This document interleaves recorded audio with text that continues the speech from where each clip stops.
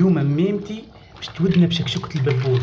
يا جماعة هذايا غدي الملوك، أبن شكشوكة تنجم تاكلها في حياتك. وشنو السر نتاعها ميمتي؟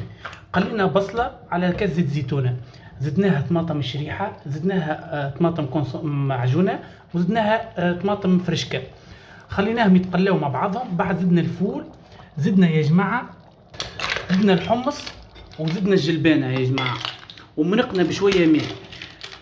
الببوش نتاعنا طيبناه بالمصبق ديجا من امس، غسلناه بالباهي وكلناه سميد وخليناه ليله كامله ياكل في السميد، وعاودنا غسلناه وبعد حطيناه يغلي في الماء. يا جماعه شوفوا ما شاء الله تبارك الله، حطيناه يغلي في الماء وزدناه التابل والثوم والملح.